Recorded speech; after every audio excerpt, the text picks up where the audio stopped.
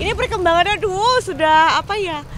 Udah lari-lari, udah manjat-manjat. Jadi ini kalau dilihat mohon maaf ya, ada luka di sini. Ini nanti baru sembuh, nanti pindah ke sini. Ada hyperaktif. Jadi kayak misalnya di suasana kayak gini, aku harus gendong terus supaya dia nggak kemana-mana gitu.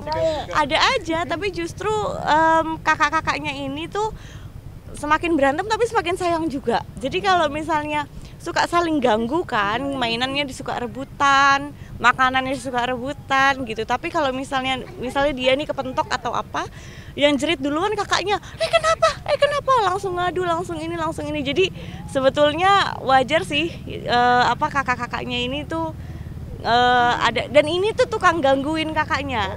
Usil. Jadi ya gitu. Kakaknya lama dibikin emosi dan dia berani banget gitu. Capek nggak hari ini? Kamu cerita dong hari ini apa aja rasanya?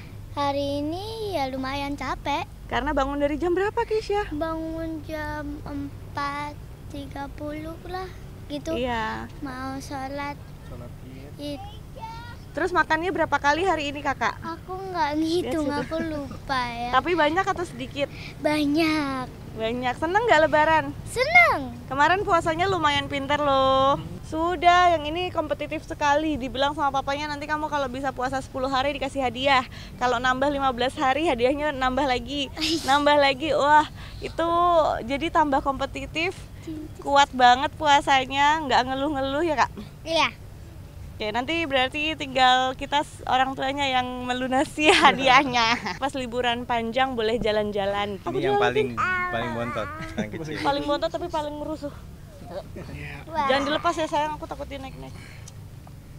Kalau yang ini udah sempat ketemu sama eyangnya. Aku Ya, tapi kalau nggak sempat karena di baru lahir tahun 2021. Iya.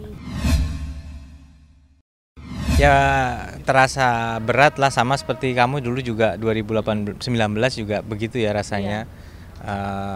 Berat pastinya, tapi ya di sisi lain ini kan siklus kehidupan yang harus dijalanin. Jadi ya kita jadi tambah menyadari begitu bahwa nggak ada yang abadi di hidup ini. Kita akan berpisah dengan orang-orang yang kita cintai dan kita harus bisa ikhlas dan juga terus menjalankan kehidupan, tapi nggak akan pernah melupakan mereka yang pernah ada di hidup kita. Kerasa banget ya, karena kan pasti tokoh sentral atau figur sentral di setiap lebaran kan ayah dan ibu. Jadi nggak ada beliau tuh sangat kerasa. Itu kita biasanya sungkem ke beliau, tapi tahun ini nggak bisa. Jadi kerasa sama seperti juga dulu waktu ayahnya Arumi meninggal. Di 2018 dan jaraknya cuma sebulan saya kehilangan adik saya juga. Jadi itu tahun yang sangat berat untuk kedua keluarga kami, dan ya tahun berikutnya, tahun pertama itu memang di 2019 saya sudah mulai bertugas di Jawa Timur. Akhirnya kita kembali ke Jakarta juga di momen lebaran sekali lagi karena itu. Nah, baru tahun depannya bisa agak banyak kegiatan dulu di Jawa Timur. Tapi tahun 2020 Covid. Karena Covid memang nggak ada yang mudik, nggak ada yang jalan, jadi kita di Surabaya terus ya. Tahun 2020 kita sama sekali tidak ke Jakarta. Di 2021 juga lebih banyak berkegiatan di Jawa Timur. Baru tahun lalu, tapi tidak persis di hari pertama, kita sempetin lah ketemu keluarga di sini. Tapi justru ayah saya rajin pulang ke kampung halaman di Trenggalek di Jawa Timur. Momen lebaran ini sebetulnya untuk Kumpul. Perkembangannya anak-anak, bisa saling kenal dengan keluarga, tantenya, omnya, sepupunya gitu. Tahun 2018 artinya Lakesha baru umur 4 tahun. Iya. Hah, kamu masih kecil sekali.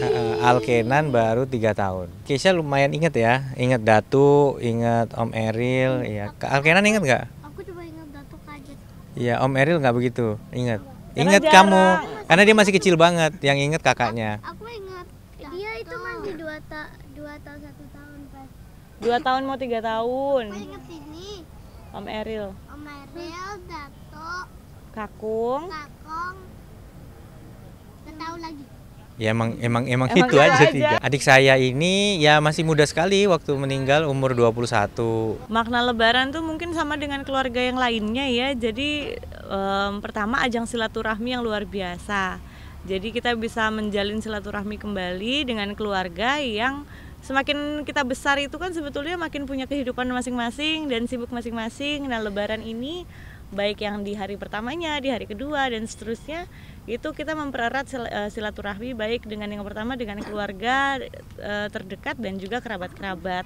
Dari mungkin yang sudah berbulan-bulan nggak komunikasi, pasti kita berkabar lagi.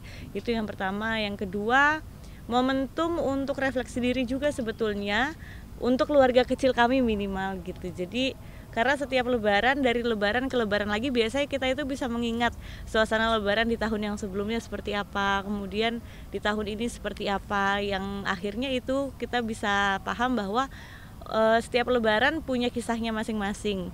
Lebaran tahun lalu kita masih ada papa, tahun ini kita hanya sudah ditinggal sama papa. Nah, itu salah satu pelajaran. Sebelumnya lagi banyak sekali pelajaran. Jadi itu yang sebetulnya akhirnya bagi kami menjadi setiap momen lebaran harus kita bisa manfaatkan dan maksimalkan gitu. Karena kita hanya bisa berdoa di lebaran selanjutnya kita masih dipertemukan secara lengkap. Temanya hijau aja sih. Tahun lalu putih.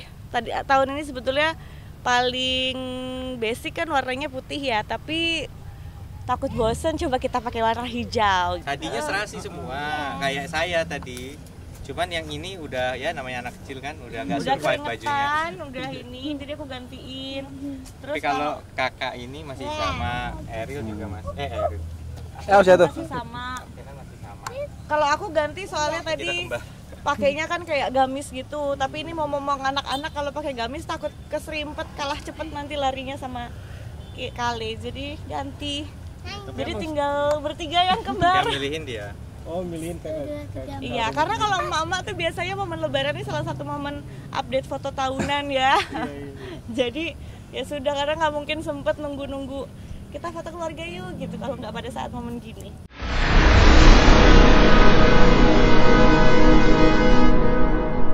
Jadi jangan lupa untuk subscribe Cumi Cumi. Ditekan ya tombol lonceng merahnya.